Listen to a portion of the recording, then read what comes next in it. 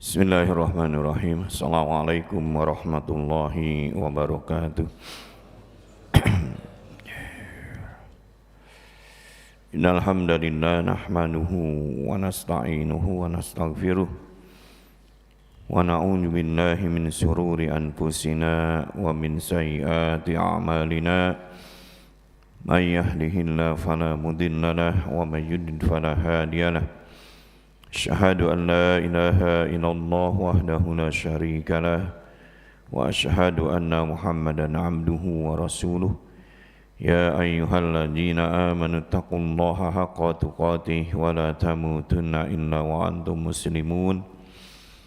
Ya ayyuhan nasu taqu rabbakumul ladzi khalaqakum min nafsin wahidah wa khalaqa minha zawjaha wa basa minhuma rijalan katsiran wa nisaa'a wattaqullaha alladzi tasaaluna bihi wal arham innallaha kana 'alaikum raqiba.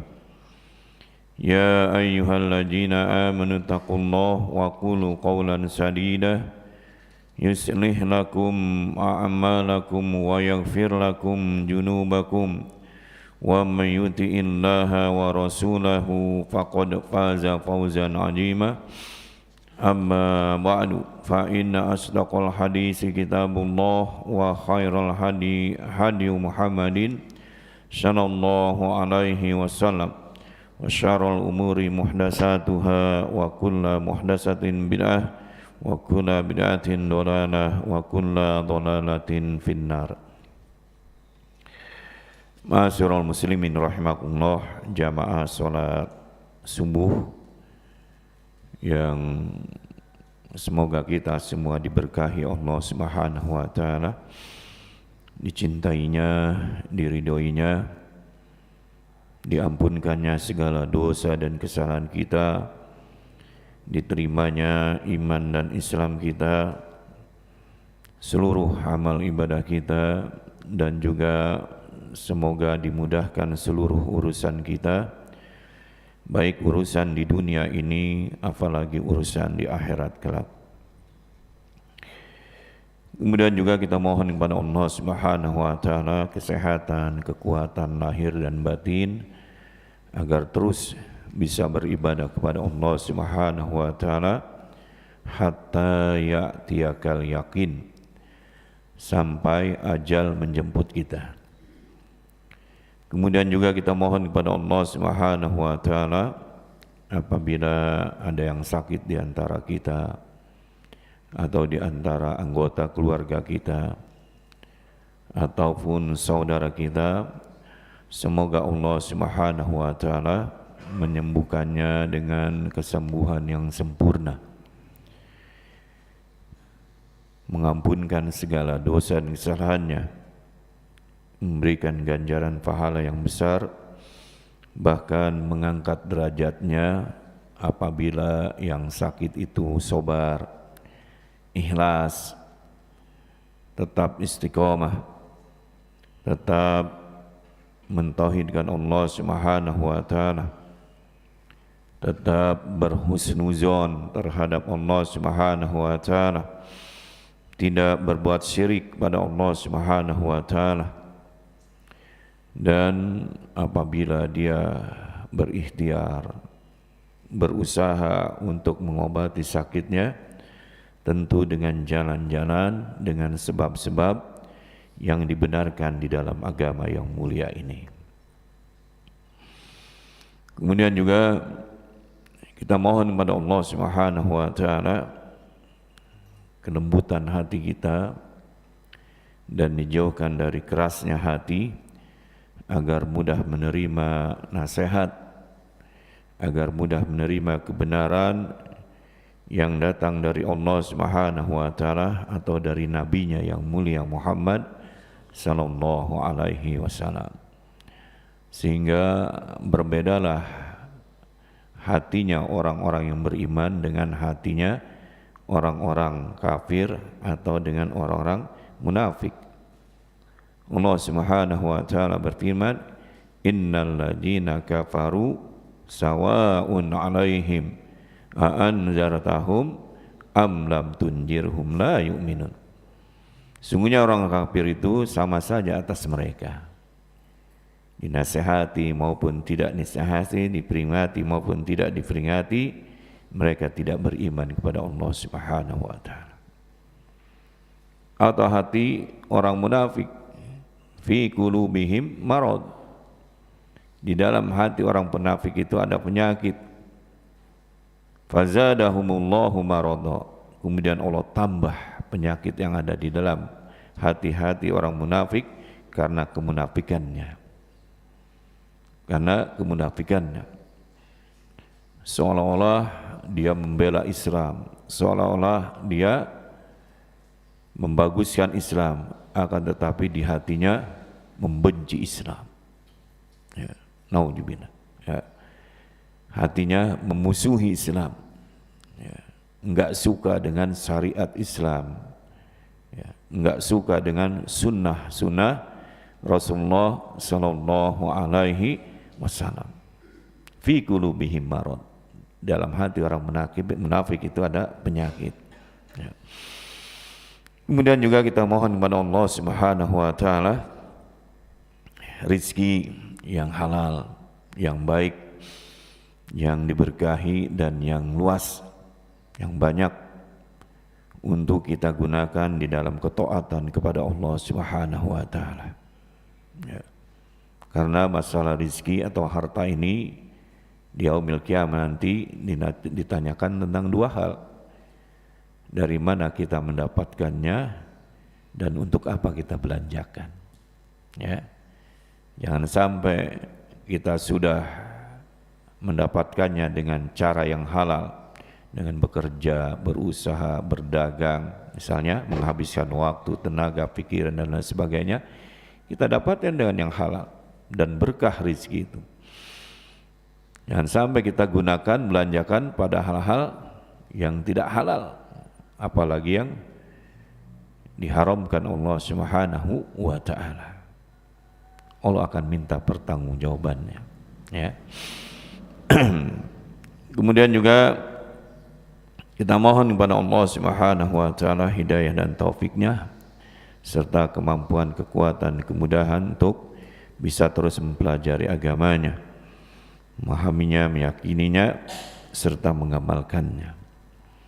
Dan juga kita mohon kepada Allah Subhanahu wa taala agar kita dimatikan dalam keadaan husnul khatimah dan dijauhkan daripada mati dalam keadaan su'ul khatimah. Amin. Kemudian kita bersyukur kepada Allah Subhanahu wa taala atas segala limpahan rahmat dan karunia-Nya serta nikmat yang begitu banyak yang tidak dapat kita menghitungnya, terutama sekali nikmat iman, nikmat Islam. Inilah nikmat yang paling besar, yang melebihi dunia dan seisinya, yang kita harus syukuri, dengan cara mentaati Allah Subhanahu wa taala, dengan cara beribadah kepada Allah Subhanahu wa taala. Sebagaimana Rasulullah sallallahu alaihi wasallam tatkala beliau melaksanakan qiyamul lail sampai kakinya bengkak-bengkak ketika ditanya atau dikomentari oleh Aisyah radhiyallahu an, ya istrinya, wahai Rasulullah, wahai Nabi Allah, engkau adalah manusia yang paling bertakwa di atas muka bumi ini, dosamu telah diampunkan, ya, surga telah dijanjikan. Untuk apa sampai begitu sekarang? Apa kata Rasulullah? Tidak pantaskah aku menjadi orang yang pandai bersyukur kepada Allah Subhanahu wa taala? Ya, jadi bukti bersyukur kepada Allah Subhanahu wa taala salah satunya adalah beribadah kepadanya, dengan beribadah kepada Allah Subhanahu wa taala. Dan nikmat iman, nikmat Islam ini harus kita jaga, harus kita rawat, ya, karena Allah Subhanahu wa taala berfirman, wala tamutunna illa wa antum muslimun, dan janganlah kamu mati melainkan dalam keadaan beragama Islam. Ya. Orang yang mati dalam keadaan beragama Islam, insyaallah dia akan masuk ke dalam surga Allah Subhanahu wa taala. Khalidina fiha abada, dan dia kekal di dalamnya selama-lamanya. Tetapi apabila orang mati tidak di atas agama Islam, maka tempat kembalinya adalah neraka jahanam. Khalidina fiha, dan juga kekal di dalamnya. Innal ladzina kafaru min ahlil kitab wal musyrikin fi nari jahannam khalidina fiha ulaika hum syarrul bariyah. Sungguhnya orang-orang kafir itu baik dari golongan ahli kitab dan juga dari golongan orang-orang musyrik, tempat kembali mereka adalah neraka jahanam dan mereka kekal selama-lamanya. Innal ladzina amanu wa amilus solihat ulaika hum khairul bariyah. Ya. Orang yang beriman dan beramal soleh, mereka itu adalah sebaik-baik makhluk. Jazaohum inda rabbihim jannatu adnin tajri min tahtihal anhar khalidina fiha abada. Balasan bagi mereka adalah surga yang mengalir di bawahnya sungai-sungai dan mereka kekal di dalamnya selama-lamanya. Ya. Maka dari sini kita tidak boleh merasa aman. Seorang muslim, seorang mukmin tidak boleh merasa aman akan keimanan dan keislaman yang ada pada dirinya. Dia harus menjaganya. Ya, dia harus meliharanya. Sebagaimana Allah berwasiat, wala tamutunna illa wa antum muslimun.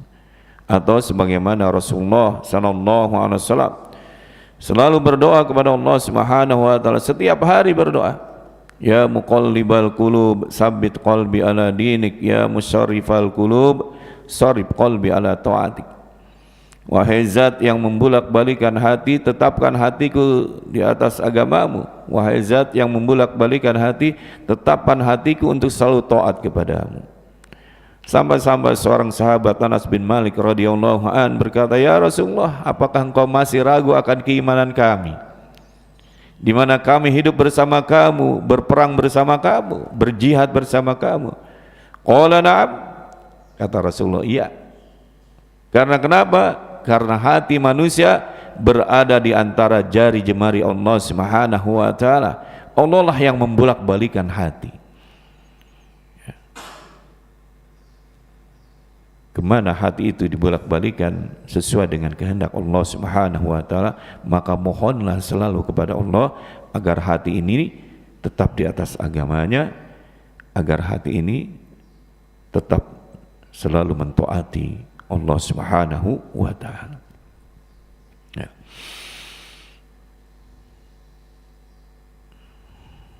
Kemudian kita bersyukur kepada Allah Subhanahu wa taala yang telah menyampaikan umur kita hingga hari ini, dan juga yang telah menyampaikan niat, maksud dan keinginan kita hadir di masjid yang mulia ini, tentunya dalam rangka beribadah kepada Allah Subhanahu wa taala. Istimewa bagi yang sudah memulai dari rumahnya dengan sholat malamnya, dengan qiyamul lailnya, ya, dengan qiyamul lail. Abdul sholat ba'dal faridah sholatul lail atau qiyamul lail. Seutama-utama sholat setelah sholat fardu adalah sholat malam. Kemudian kata Rasulullah, da'bus sholihin min qablikum, sholat malam itu adalah gaya tren hidup, ya, gaya hidup atau tren, ya, orang-orang soleh terdahulu. Orang-orang soleh terdahulu gaya hidupnya menghidupkan sholat malam. Apalagi kalau sudah umur 40 ke atas, ya, harus menghidupkan sholat malam. Ya. Salah satu jalan menuju kepada surganya Allah Subhanahu wa taala. Ya. Hadir kemudian ke masjid ini, sholat tahiyatul masjid, kemudian sholat sunnah sebelum sholat subuh. Ya. Rakaataini khafifataini khairum minad dunya wa ma fiha. Kata Rasulullah, 2 rakaat yang ringan itu lebih baik daripada dunia dan seisinya. Yakni salatul fajar. Salat sunnah sebelum subuh, salat fajar, salat sunnah fajar. Yakni salat sunnah sebelum subuh, kata Rasulullah, khairum minad dunya wa ma fiha. Lebih baik daripada dunia dan seisinya. Ya. Apalagi kemudian kita lanjutkan dengan sama-sama mempelajari agama Allah Subhanahu wa taala sebagai suatu kewajiban yang dibebankan bagi setiap muslim. Sebagaimana Rasulullah sallallahu alaihi wasallam bersabda, "Talabul ilmi faridatun ala kulli muslimin." Menuntut ilmu itu wajib bagi setiap muslim, baik laki-laki maupun perempuan. Baik laki-laki maupun perempuan, wajib.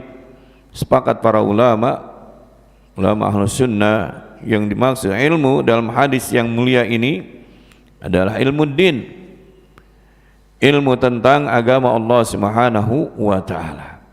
Ya. Ilmu yang menjelaskan mana yang iman, mana yang kufur, mana yang tauhid, mana yang syirik, mana yang halal, mana yang haram, mana yang hak, mana yang batil, ya, yang menunjukkan kepada jalan yang benar dan menunjukkan kepada jalan yang salah. Ilmu yang mengantarkan manusia selamat di dunia dan juga di akhirat, yakni ilmu din, ilmu agama. Dan ini wajib bagi setiap muslim, baik laki-laki maupun perempuan, apalagi berkenaan dengan hal-hal yang memang sifatnya fardu ilmu tersebut, seperti akidah, seperti kewajiban pribadi, sholat misalnya, puasa, ya, haji, ketika dia diberi kemampuan, menjadi wajib untuk dipelajari. Ya. Jangan sampai kita sudah berumur 60 tahun kemudian sholatnya satu pun tidak diterima, sebagaimana salah satu hadis Rasulullah sallallahu alaihi wasallam. Ada orang yang sholat 60 tahun, kata Rasulullah, tapi tidak diterima satu pun sholatnya. Apa sebabnya? Kata Rasulullah, terkadang dia sempurna rukuknya, sujudnya tidak sempurna. Terkadang sujudnya sempurna, rukuknya tidak sempurna. Nah, makanya wajib untuk kita mempelajari sifat sholat Nabi. Ya. Ya. Karena sholat yang pertama nanti dihisab. Ya. Di antaranya ilmu yang wajib bagi seorang muslim sesuai dengan kewajibannya menegakkan sholat, maka mempelajari ilmu tentang sholat. Sifat sholat Nabi wajib. Ya. Mulai dari wudu, toharoh, ya, wudu, sampai sholatnya, mulai dari takbir sampai salam dan bacaan-bacaannya dipelajari. Dan Rasulullah telah bersabda, "Shollu kama ra'aitumuni usolli." Sholatlah kalian sebagaimana engkau melihat aku sholat. Maka menjadi kewajiban untuk kita mempelajari sifat sholat Nabi. Ya. Jangan sampai gerakan kita tidak ada dalilnya. Jangan sampai bacaan kita tidak ada dalilnya dari Rasulullah, tidak pernah dicontohkan oleh Rasulullah. Ya. Kemudian juga thalabul ilmi atau majelis ilmu itu salah satu taman-taman surganya Allah Subhanahu wa taala.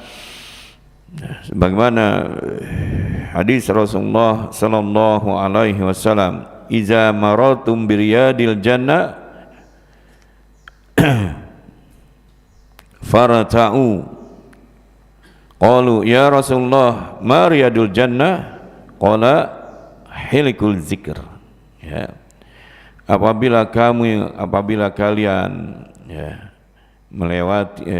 melewati taman-taman surga, maka farta'u, mampirlah. Qalu, para sahabat bertanya, ya Rasulullah, wahai Rasulullah, ma riyadul jannah, apa yang dimaksud dengan taman-taman surga itu? Qala, kata Rasulullah, hilikul zikir, majlis zikir, majlis zikir. Ya. Atau bin Rabi'ah rahimahullah berkata, yang dimaksud dengan majlis zikir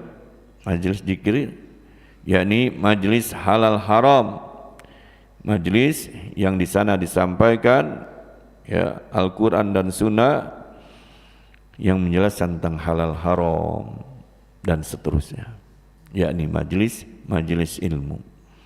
Kemudian berkata Ibn Taimiyah rahimahullah, barang siapa yang tidak tahu taman-taman surga di dunia, maka dia pun tidak akan tahu nanti taman-taman surga di akhirat. Ya. Ini keutamaan seorang yang hadir di majlis ilmu. Kemudian di dalam surah ya, An-Nur ayat 37, Allah Subhanahu wa taala memuji orang yang mengingat Allah Subhanahu wa taala.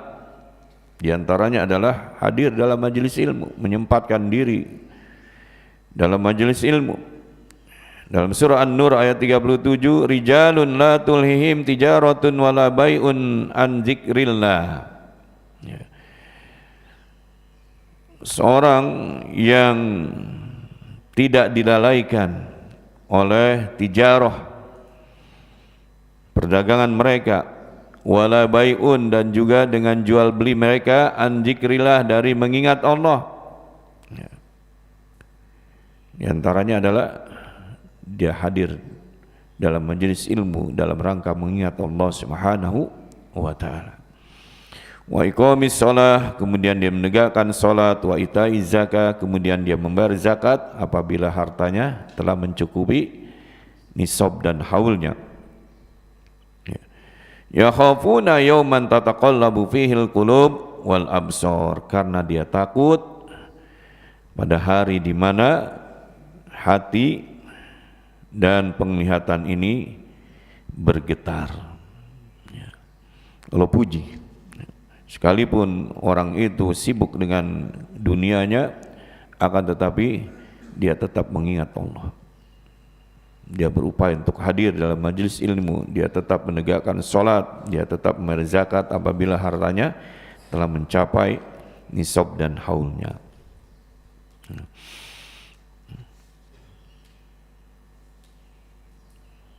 Insyaallah kita sampai sampai kapan ya? Nah, siapa Habib sampai jam berapa? Suruk ya, sampai suruk. Insyaallah sampai suruk. Di sana ada hadis Rasulullah, ya, kita sholat sunnah suruk 2 rakaat.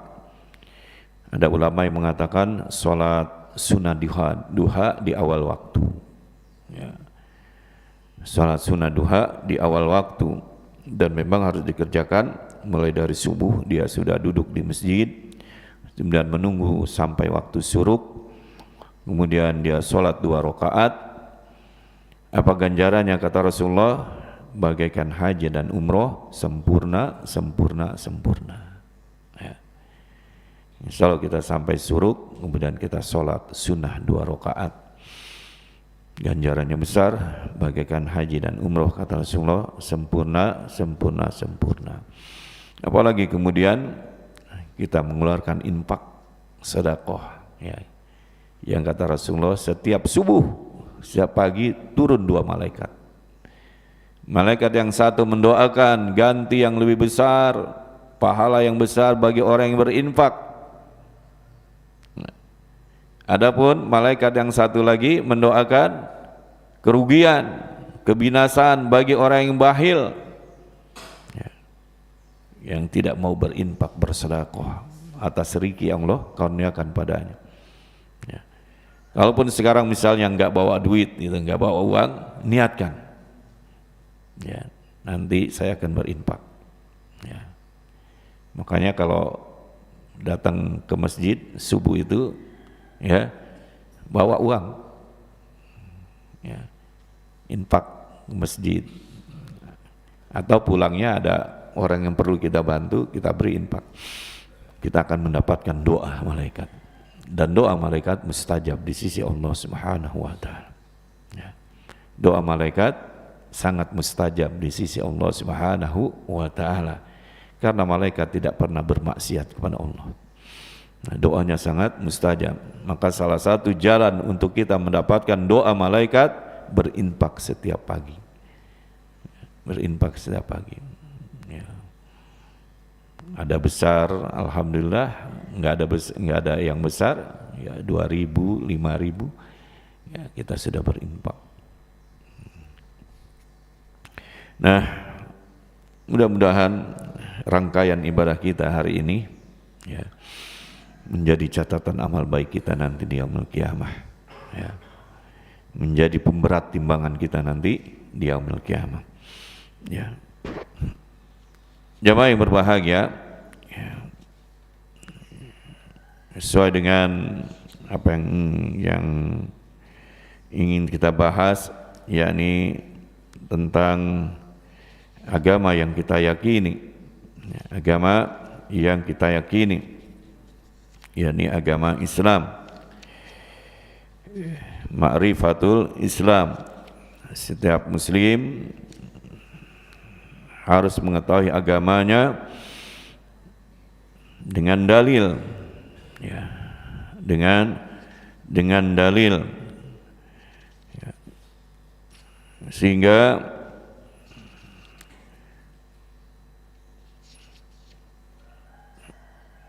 tidak di atas kebodohan, sehingga seorang muslim beragama itu tidak di atas kebodohan. Kita sudah bersyukur, walaupun Islam keturunan, kita syukuri, ya. Ini rahmat karunia Allah Subhanahu wa taala, ya. Karena kita termasuk orang-orang yang dibukakan hati kita oleh Allah Subhanahu wa taala untuk menerima agama Islam, ya. Kita harus syukuri orang tua kita Islam, kemudian kita menjadi seorang muslim beragama Islam, kita harus syukuri, ya. Maka salah satu bentuk syukur kita adalah mempelajari Islam itu sendiri, mempelajari Islam itu sendiri. Jangan sampai kita hanya Islam keturunan, ya. Akan tetapi kemudian kita tidak tahu apa itu Islam, ya. Makanya para ulama kita telah menjelaskan masalah ini, ya, masalah ini tentang agama yang kita yakini, yakni agama Islam, ya. Kata Islam, ya, kata Islam secara lughah, secara bahasa artinya adalah tunduk, patuh, berserah diri, ya, pasrah. Itu arti Islam secara bahasa. Sehingga kalau makna Islam hanya sebatas bahasa, seluruh makhluk ini adalah Islam. Seluruh makhluk, ya, seluruh ciptaan Allah Subhanahu wa taala adalah Islam. Berserah diri semuanya.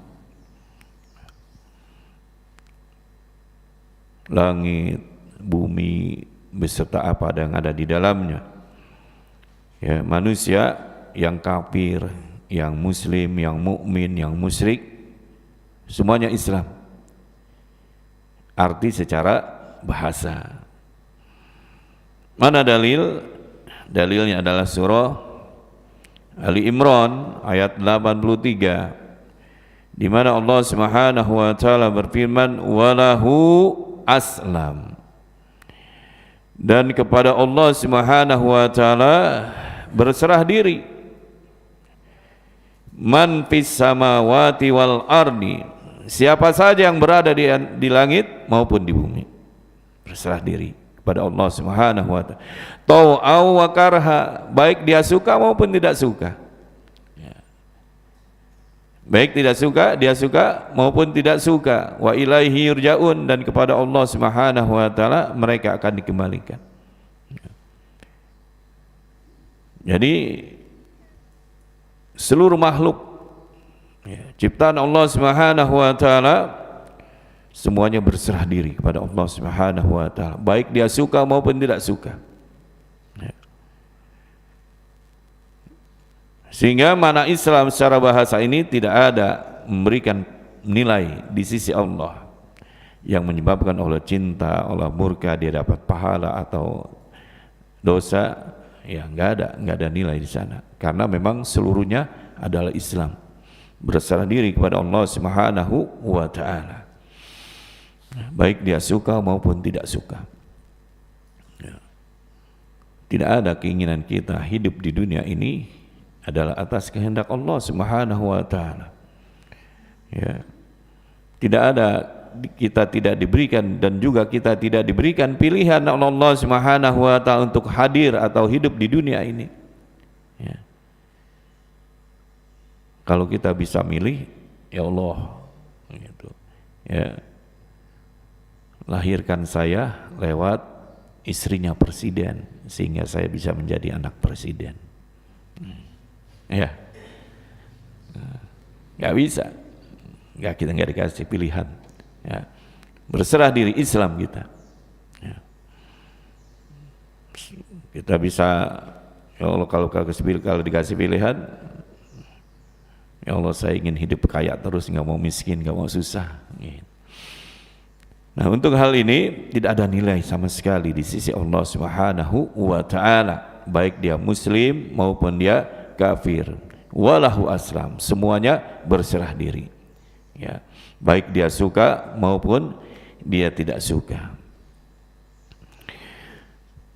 Adapun Islam dalam makna, dalam arti sebagai satu syariat, sebagai satu agama yang Allah turunkan melewati nabinya yang mulia, melewati rasul-rasulnya, para nabi dan rasulnya,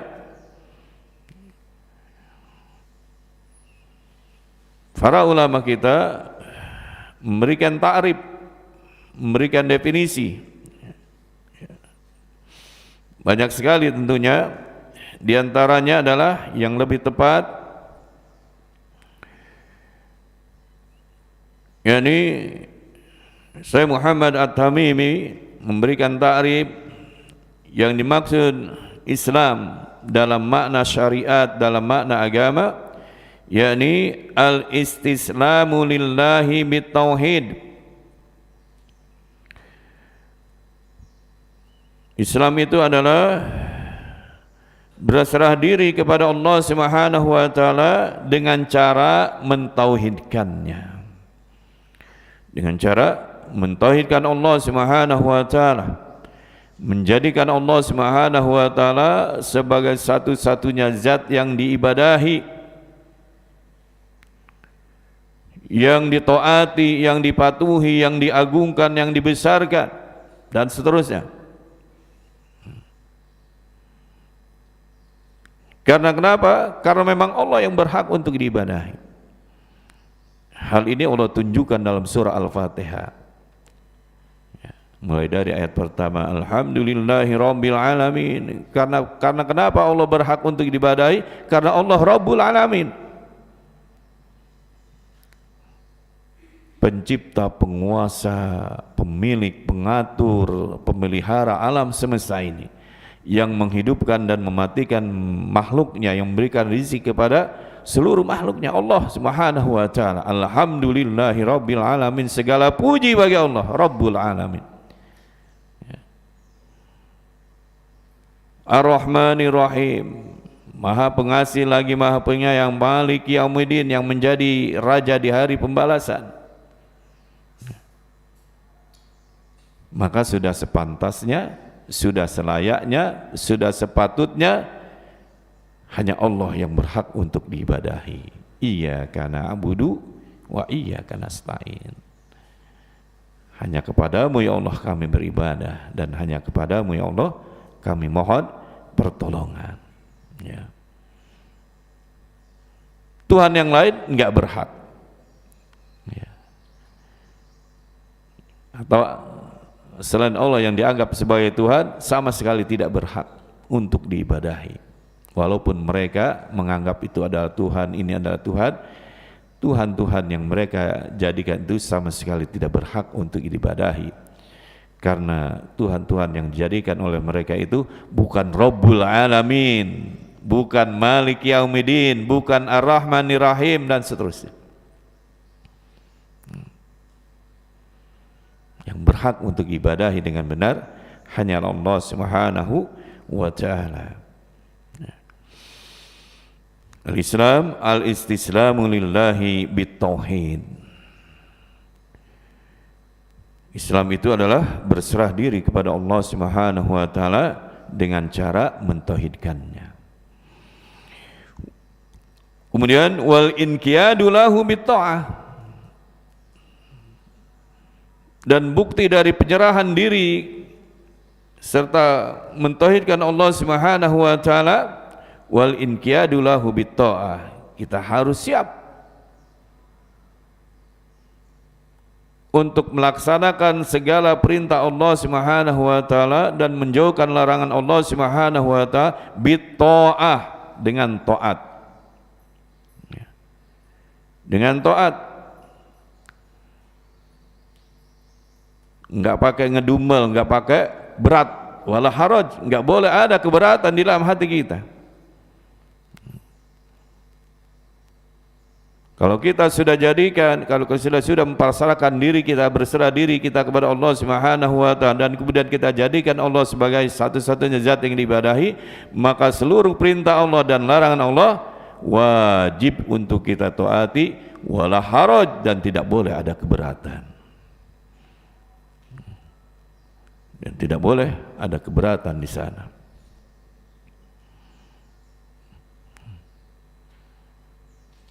Makanya syarat diterimanya ibadah seseorang harus ikhlas. Harus ikhlas. Ya. Harus ikhlas. Enggak boleh ada keberatan di dalam hati kita.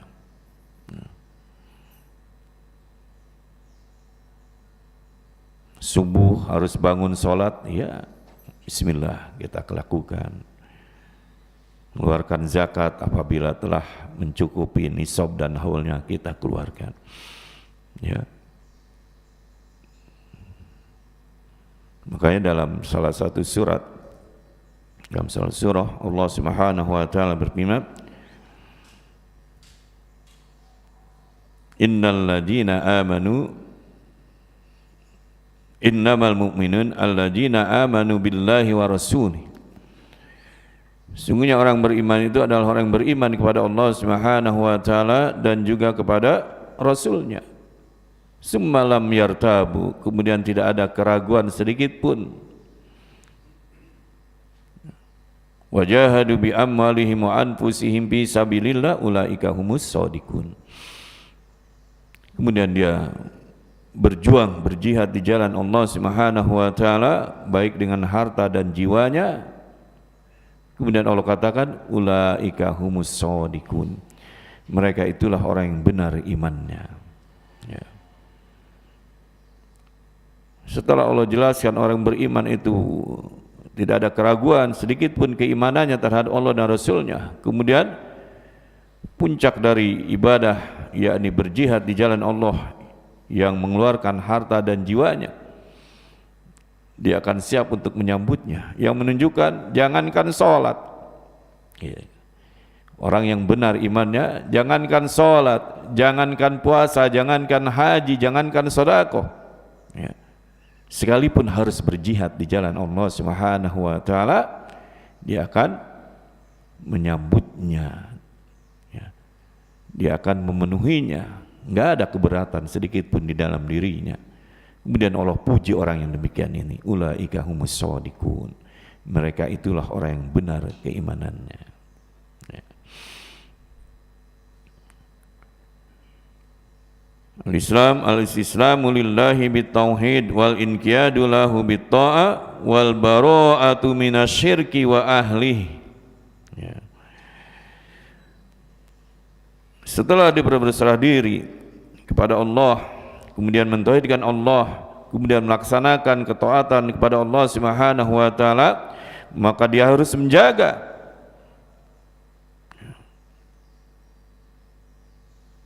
wal bara'atu minasyirki, dari hal yang paling besar merusak tauhidnya seseorang, amalan seseorang. Dia harus berlepas diri dari yang namanya syirik, wa ahli, dan juga tukangnya. Ya. Dia harus berlepas diri dari yang namanya syirik, perbuatan syirik, dan juga harus berlepas diri atau menjauh dirinya dari orang-orang yang suka berbuat syirik. Makanya dalam Islam juga diajarkan, ditunjukkan, ya, seorang muslim itu untuk memilih temannya. Jangan sampai dia memilih temannya orang-orang yang suka berbuat syirik kepada Allah Subhanahu wa taala. Nauzubillah. Karena syirik adalah kezaliman yang paling besar di atas muka bumi ini. Inna syirka la julmun ajim, dalam surah Luqman, ya. Sungguhnya syirik itu adalah kezaliman yang paling besar di atas muka bumi ini. Dan apabila seorang mati membawa dosa syirik, maka dosa syirik tersebut tidak diampunkan oleh Allah Subhanahu wa taala. Nauzubillah. Dalam surah An-Nisa ayat 48, innallaha la yaghfiru aysyraka bih wa yaghfiru ma duna dzalika liman yasha. Sungguhnya Allah Subhanahu wa taala tidak mengampunkan dosa syirik, dan dia akan mengampunkan dosa selain syirik bagi siapa yang dikehendakinya.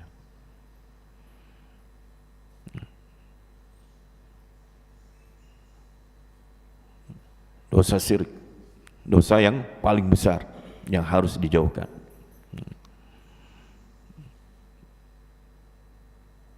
Dan Rasulullah sallallahu alaihi wasallam setiap hari pun berdoa kepada Allah, Allahumma inni a'udzubika an usyrika bika wa ana alam wa astaghfiruka lima la alam.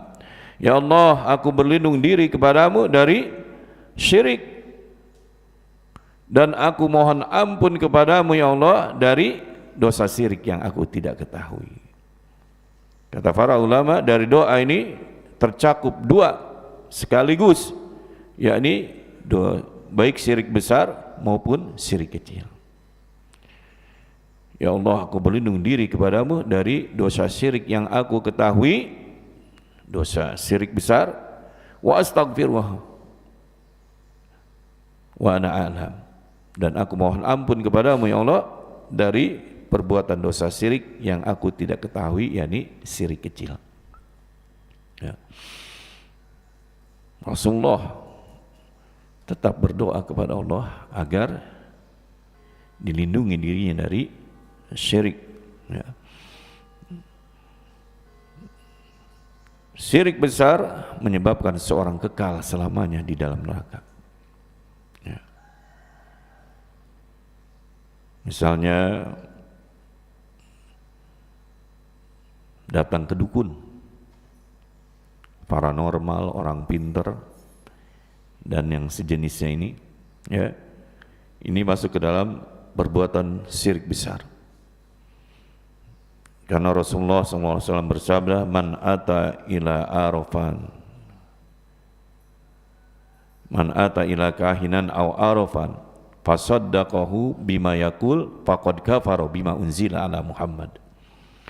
Barang siapa yang datang ke kahin, dukun, au arafan, atau paranormal, tukang ramal, ya, fasaddaqahu bima yaqul, kemudian dia benarkan apa yang dikatakan dukun tersebut, paranormal tersebut dan sejenisnya, Apa kata Rasulullah? Faqad kafara bima unzila ala Muhammad.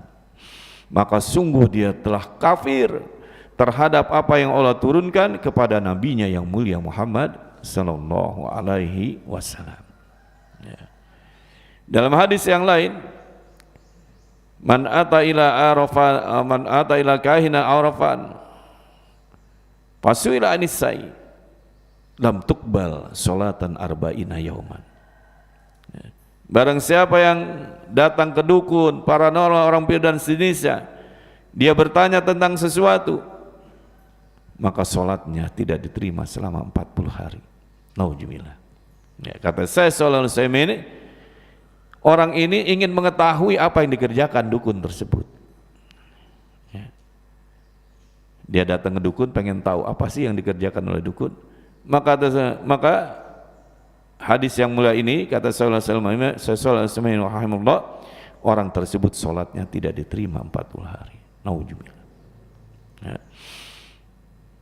Apalagi tadi kalau dia membenarkan apa yang dikatakan dukun tersebut. Mau dagang, datang ke dukun. Harinya, mendagang harinya ini yang baik. Kemudian supaya laris harus begini begitu. Atau bapak ini cocoknya di sini. Ya. Usahanya nggak maju-maju, datang ke dukun, ya. Dan lain sebagainya. Atau urusan rumah tangganya, ya. Supaya suaminya atau istrinya senang sama dia, ya, nggak selingkuh, datang ke dukun, bawa pakaian dalamnya misalnya. Nauzubillah. Ya, ini dosa, ini syirik besar. Yang harus dijauhkan, yang harus dijauhkan. Karena apabila seorang muslim dia mati membawa dosa syirik besar, maka syirik itu tidak diampunkan, dosa syirik besar itu tidak diampunkan. Sekalipun dia diurus secara Islam, dimandikan, dikuburi, disolati, tapi orang ini membawa syirik besar, maka dosa syirik besar yang dibawa itu tidak diampunkan oleh Allah Subhanahu wa taala. Nauzubillah. Ya. Makanya setiap muslim harus menjauhkan, ya, dosa yang paling besar ini, yakni syirik terhadap Allah Subhanahu wa taala. Ya. Enggak boleh percaya pada jimat-jimat, ya. Ini juga termasuk, enggak boleh. Gitu. Kemudian juga syirik kecil harus juga dijauhkan, yang namanya tatayur. Karena ada 70.000 umat Rasulullah SAW yang masuk surga wala hisab wala azab, ya, diantaranya dia tidak percaya tatayur, ya. Yang pertama, dia tidak pernah minta diruqyah. Yang kedua, dia tidak percaya kepada tatayur. Yang ketiga, dia tidak mengobati sakitnya dengan cara dikai, ya, yakni besi dipanaskan kemudian ditempelkan pada sakit yang dideritanya. Ini cara kai. Dan yang keempat, dia bertawakal penuh kepada Allah Subhanahu wa taala. Nah, tatayur ini adalah syirik kecil yang sudah berlangsung di masa jahiliyah.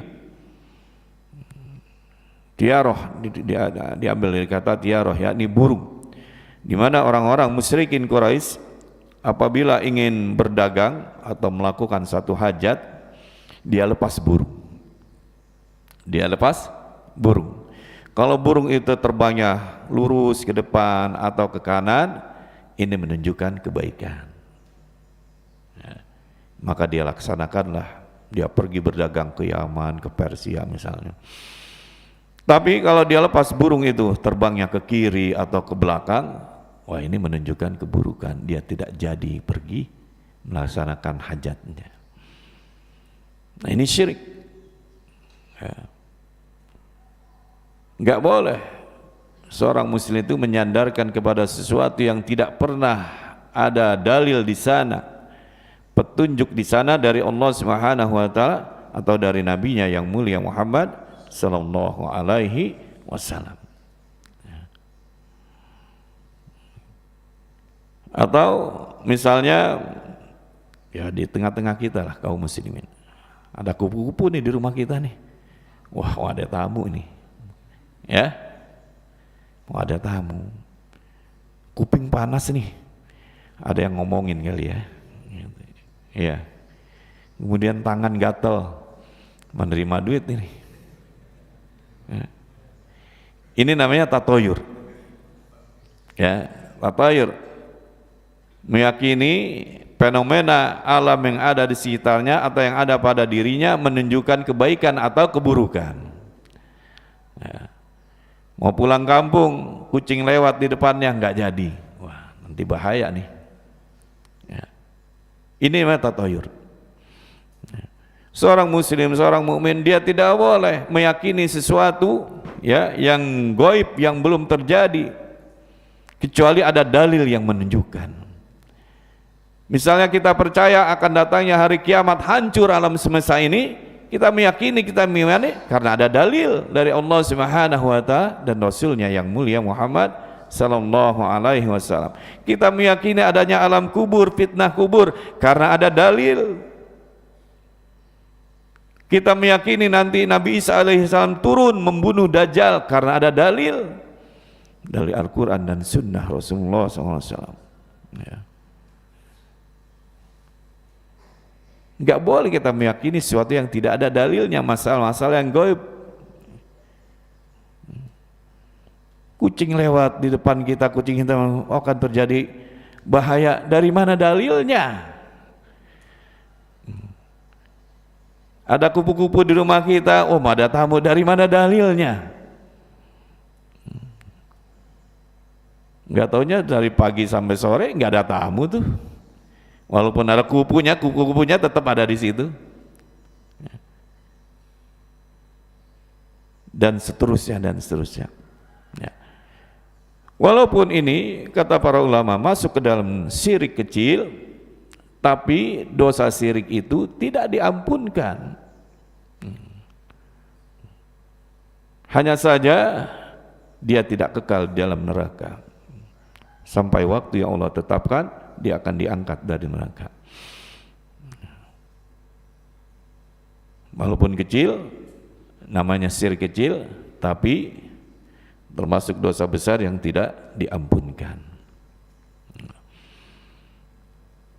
Makanya kalau kita sudah terbiasa ya, kita harus berlepas diri dari yang namanya syirik besar maupun syirik kecil. Tangan gatal, wah menerima, astagfirullah, auzubillahi minasyaitonirrajim. Kita harus tepis ya, jangan sampai syaitonir rajim laknatullah terus membisiki kita, menggoda kita gitu. Ya. Kita harus tepis, berlindung diri kepada Allah Subhanahu wa taala ya. Jangan sampai syirik-syirik ini walaupun syirik kecil terus ada di dalam diri kita. Nah, kita harus berlepas diri. Al-Islam al-istislamu lillahi bitauhid wal inqiyadu lahu bitta'ah wal bara'atu minasyirki wa ahli. Dan juga kita harus menjauh dari orang-orang yang suka berbuat syirik ya. Kalau kita tahu orang ini senang dengan kesyirikan, senang dengan klinik, percaya jimat ini dan lain sebagainya, bicara inilah pangeran ini, penguasa ini, dah jauhkan ya, jauhkan. Jauhkan orang-orang yang seperti itu ya. Karena teman itu sangat berpengaruh ya, sangat mempengaruhi kehidupan kita. Dan hati kita ini lemah, atau di saat hati kita ini lemah ya, datang teman yang seperti itu, maka mudah kita akan jatuh ke dalam perbuatan syirik ya. Nauzubillah. Sehingga dari ta'rif, definisi Islam sebagai satu agama, sebagai satu syariat yang dibawa oleh para nabi dan rasulnya, menunjukkan kepada kita bahwa Islam itu adalah agama tauhid, ya, yang berasal dari Al-Quran dan Sunnah Rasulullah sallallahu alaihi wasallam. Ya. Tidak ada agama di atas muka bumi ini yang mengajak umatnya mentauhidkan Allah Subhanahu wa taala dan memerangi syirik sampai ke akar-akarnya kecuali agama Islam. Makanya kalau orang berpindah agama dari Hindu ke Kristen ke Buddha, tetap dalam keadaan syirik terhadap Allah Subhanahu wa taala, kecuali dia pindah ke dalam Islam. Ya, baru dia bisa membebaskan dirinya dari perbuatan syirik terhadap Allah Subhanahu wa taala. Ini yang pertama, bahwa agama Islam yang kita yakini adalah agama tauhid. Ya. Agama yang mengajak umatnya untuk mentauhidkan Allah Subhanahu wa taala, menjadikan Allah Subhanahu wa taala sebagai satu-satunya zat yang berhak untuk diibadahi, ditaati, diagungkan, dibesarkan dan seterusnya. Kemudian yang kedua, Islam yang kita yakini ini adalah satu-satunya agama yang berada di sisi Allah Subhanahu wa taala. Satu-satunya agama yang benar yang berada di sisi Allah Subhanahu wa taala. Dalilnya adalah inna dina indallahi al-Islam. Inna dina indallahi al-Islam, dalam surah Ali Imran ayat 19. Wa makhtalafal ladina utul kitaba illa min ba'di ma ja'ahumul ilmu baghyan bainahum wa may yakfur bi ayatillah fa innallaha sari'ul hisab. Sungguhnya agama yang diridhai di sisi Allah Subhanahu wa taala hanyalah agama Islam. Ya. Selain Islam tidak benar.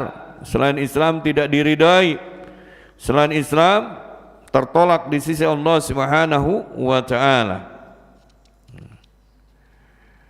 Wa may yabtaghi ghairal islami dinan fala yuqbala minhu wa huwa fil akhirati minal khasirin. Barang siapa mencari agama selain agama Islam, maka sekali-kali tidaklah akan diterima agama itu daripadanya, dan di akhirat ia termasuk orang-orang yang rugi. Ya. Ini agama yang kita yakini. Agama Islam adalah agama satu-satunya yang diridhai Allah Subhanahu wa taala. Selain Islam tertolak. Sehingga perkataan yang mengatakan semua agama sama, semua agama benar, menyelisihi ayat yang mulia ini. Dan tidak boleh ada di dalam diri kita, hati kita, ya, keyakinan atau pemahaman bahwa semua agama itu sama. Enggak boleh. Jangankan 1 inci, setengah inci, kurang dari setengah inci, enggak boleh kita membenarkan perkataan tersebut. Kita harus meyakini dengan seyakin-yakinnya bahwa agama Islam yang kita yakini ini adalah satu-satunya agama yang berada di sisi Allah, yang diridhoi oleh Allah Subhanahu wa taala. Selain Islam adalah batil. Islam adalah tertolak di sisi Allah Subhanahu wa taala. Yang apabila seorang mati di luar agama Islam, dia akan kekal selama-lamanya di dalam neraka.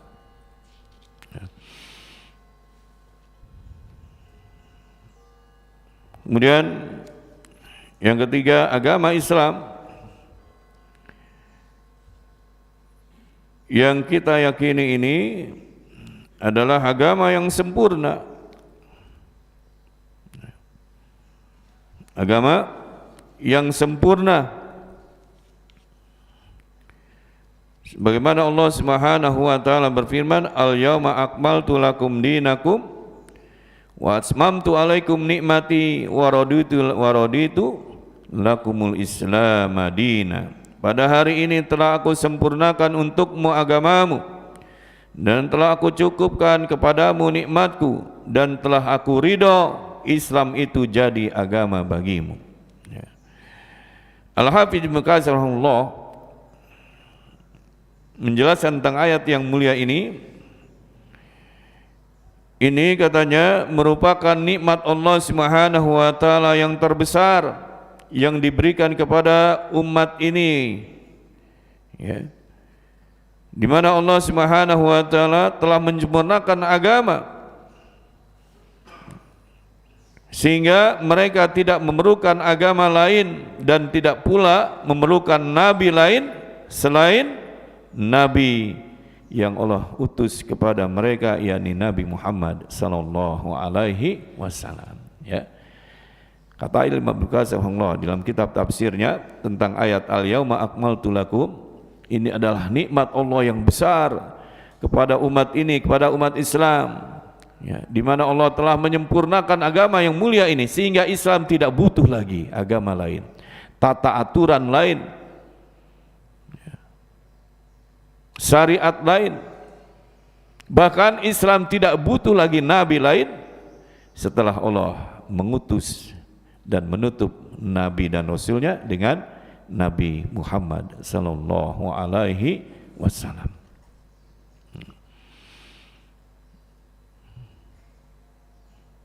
Saking sempurnanya Islam, ya.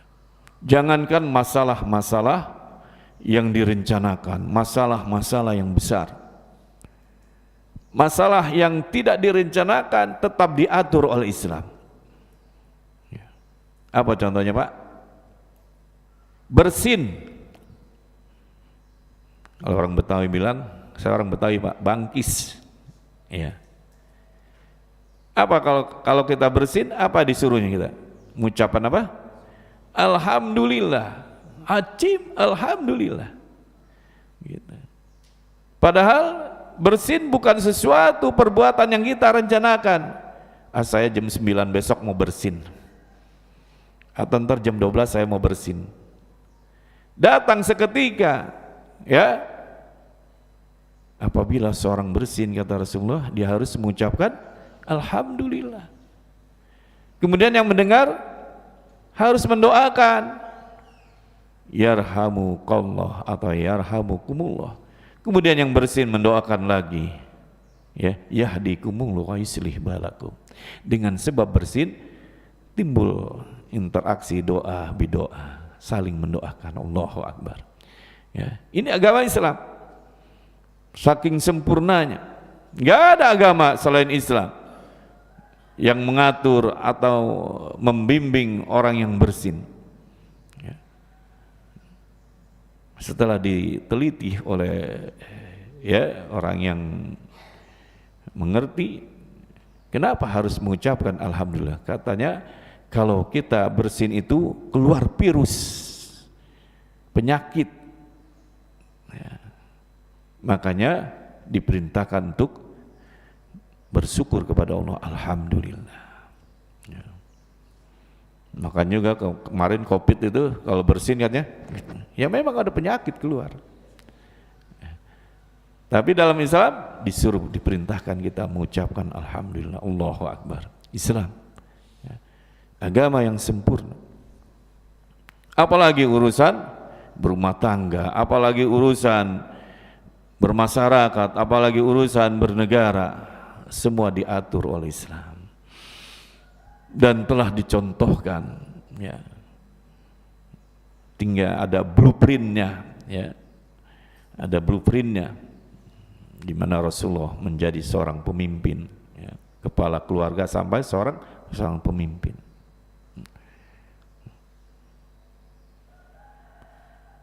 Begitupun ibadah-ibadah yang disyariatkan, ya, sudah sempurna sehingga kita nggak butuh lagi, ya, tambahan-tambahan ibadah lain, ya, syariat-syariat lain, karena telah sempurna. Sebagaimana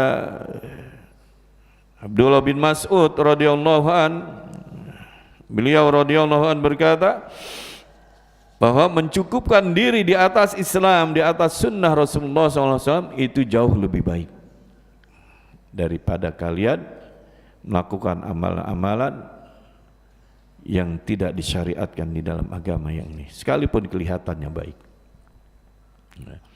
Karena begitulah para sahabat radhiyallahu anhum ajmain, ya, mereka mencukupkan diri di atas sunnah, di atas sunnah Rasulullah sallallahu alaihi wasallam.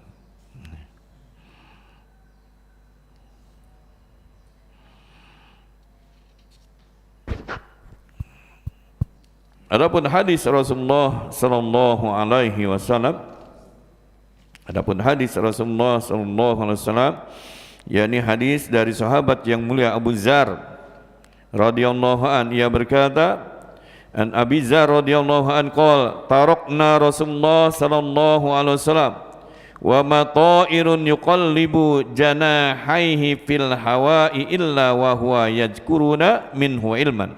Qala faqala sallallahu alaihi wasallam ma baqiya syai'un yuqarribu minal jannati wa yubaidu minan nar illa wa qad yubayyina lakum.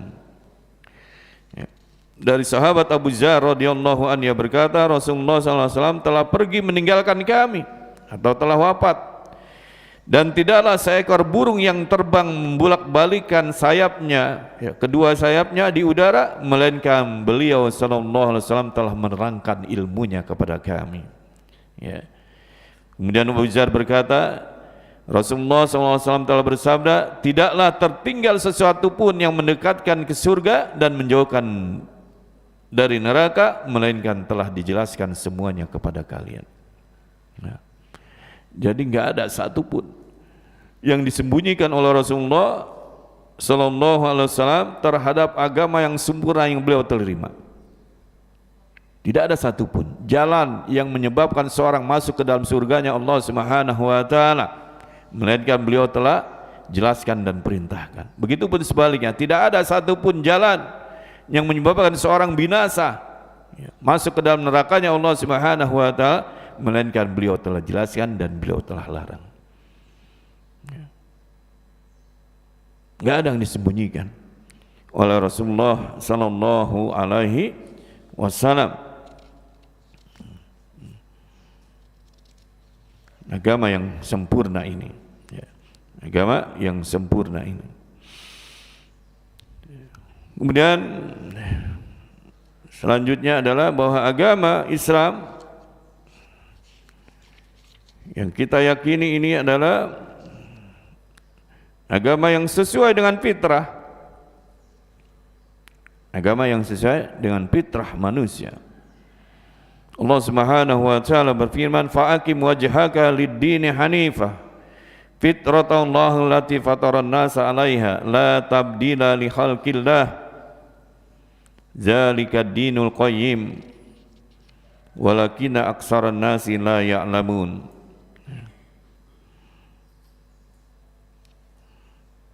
Maka hadapkanlah wajahmu kepada agama yang hanif ini,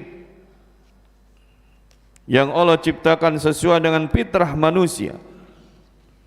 La tabdila li khalqillah, yang tidak ada perubahan terhadap ciptaan Allah Subhanahu wa taala itu. Walakinna aksaran nasi la ya'lamun, akan tetapi kebanyakan manusia tidak mengetahui. Sesuai dengan fitrah. Manusia tidak suka dizolimi, Islam melarang. Manusia tidak suka dijatuhkan harkat martabatnya, Islam melarang. Sesuai dengan fitrah. Manusia tidak suka diambil hartanya, Islam melarang. Semuanya sesuai dengan fitrah, ya, sesuai dengan fitrah manusia itu sendiri. Karena Allah Subhanahu wa taala yang maha mengetahui akan ciptaannya, dan juga dia maha mengetahui untuk menurunkan syariatnya, ya. Maka kata Umar bin Khattab radhiyallahu anhu,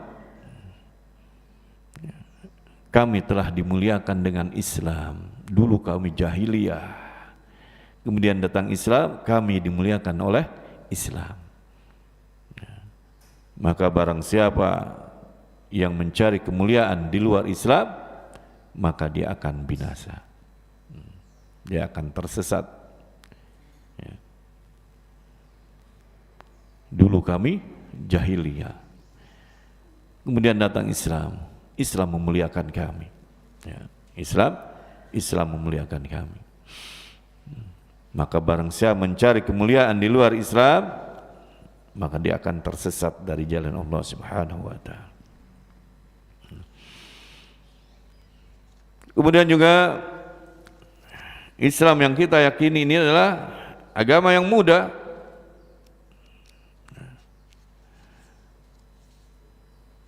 Islam adalah agama yang mudah. Sebagaimana Allah Subhanahu wa taala berfirman, yuridullahu bikumul yusra wa la yuridu bikumul usra. Allah menghendaki kemudahan. Oh, iya. Masuk surga ya. Yuridullahu bikumul yusra wa la yuridu bikumul usra. Allah menghendaki kemudahan bagi kamu dan tidak menghendaki kesukaran bagi kamu. Dalam surah Al-Maidah ayat 6, ma yuridullahu liyaj'ala 'alaikum min haraj walakin yuridu liyutahhirakum wa liyutimma ni'matahu 'alaikum la'allakum tashkurun. Allah tidak hendak, Allah Subhanahu wa taala tidak akan menyulitkan kamu, akan tetapi Dia hendak membersihkan kamu dan menyempurnakan nikmatnya bagimu agar kamu bersyukur. Dan masih banyak lagi ayat-ayat lain yang menunjukkan bahwa agama yang mulia ini adalah agama yang mudah, agama yang mudah, sesuai dengan fitrah manusia, sehingga tidak ada satu amalan pun yang tidak bisa dijalankan, diamalkan, dilaksanakan oleh seorang muslim. Salat 5 waktu, taruhlah kalau satu salat aja 10 menit, 5 waktu baru 50 menit, sedangkan waktu kita 24 jam. Kemudian kalau sakit, dia boleh duduk, dia boleh berbaring dan seterusnya. Haji sekali, wajibnya hanya sekali ketika dia mampu, ketika dia diberi kemampuan oleh Allah Subhanahu wa ta'ala. Begitu pun berpuasa. Kalau dia sudah sampai umur tidak bisa melaksanakan puasa, boleh mengganti dengan bayar fidyah. Mudah agama ini. Enggak ada satupun amalan-amalan atau ibadah-ibadah yang disyariatkan Allah Subhanahu wa taala atau nabinya yang mulia Muhammad sallallahu alaihi wasallam tidak dapat dilaksanakan oleh seorang muslim, karena agama ini berdiri di atas kemudahan. Dan seterusnya ya. Nah, agama yang Islam, agama Islam yang telah kita sama-sama paparkan tadi, agama tauhid, agama yang mudah, agama yang berada di sisi Allah satu-satunya yang diridhoi, agama yang sempurna, agama yang mudah dan seterusnya. Semuanya ini telah dipahami, diyakini dan diamalkan dengan baik dan benar.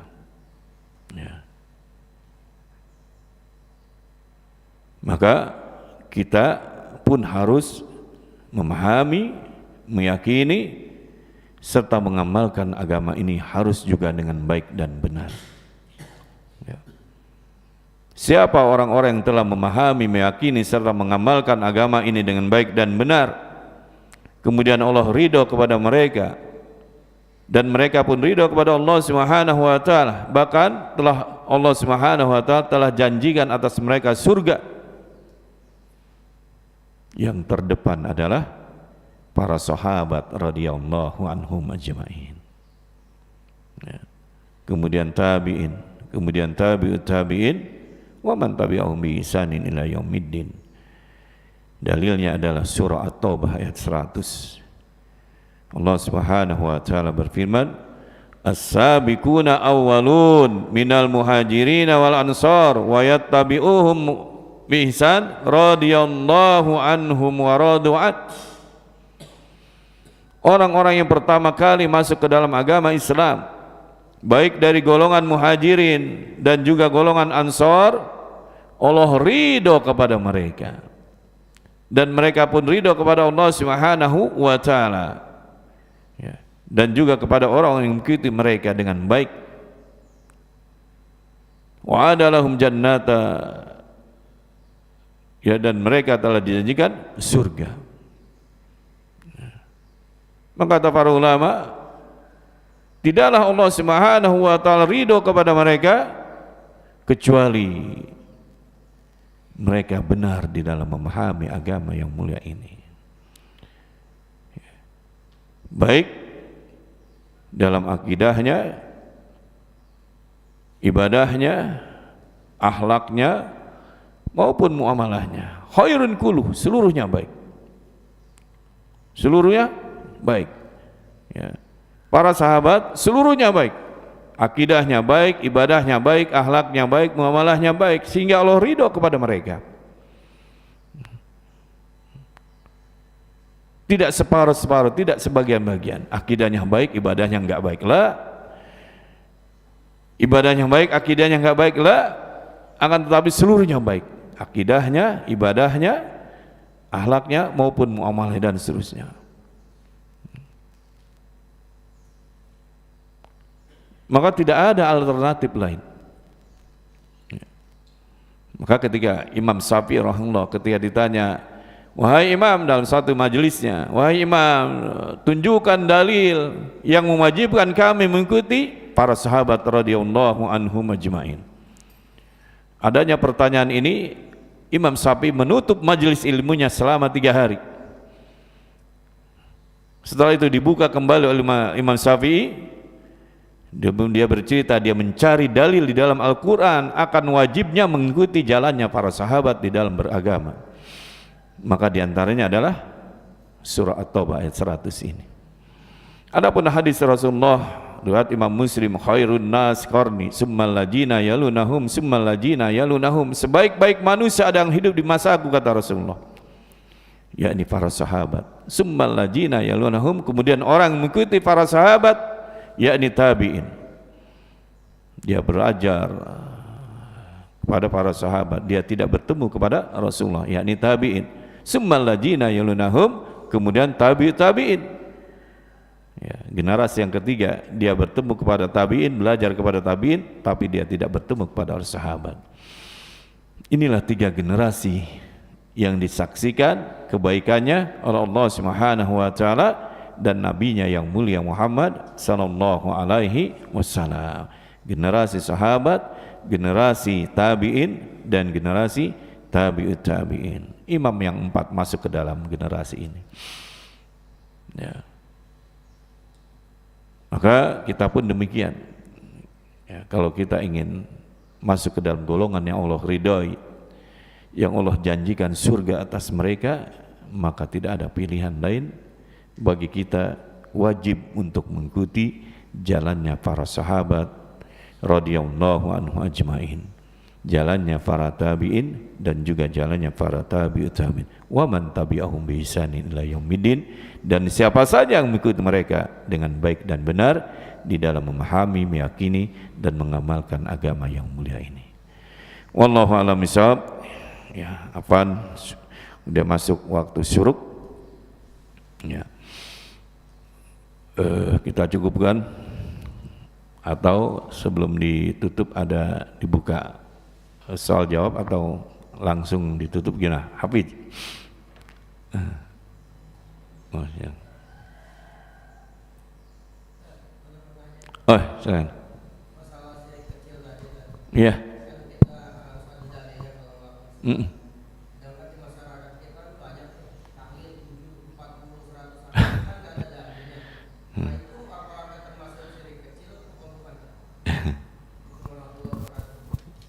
Ya, wallahu alam.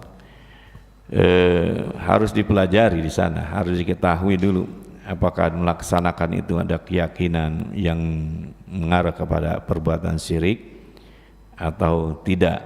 Ini tidak mudah gitu ya. tidak mudah kita mengatakan dia melakukan perbuatan syirik gitu. Dia melakukan perbuatan syirik. Adapun kalau amalan-amalan tersebut wallahu alam ya, kalau memang tidak ada dalilnya berarti sesuatu yang diada-adakan gitu. Untuk mengetahui di sana ada syirik kecil atau syirik besar, ya ini tidak mudah gitu. Kita harus mengetahui lebih jauh. Kita harus mengetahui lebih jauh. Wallahu a'lam bishawab. Yang lain coba.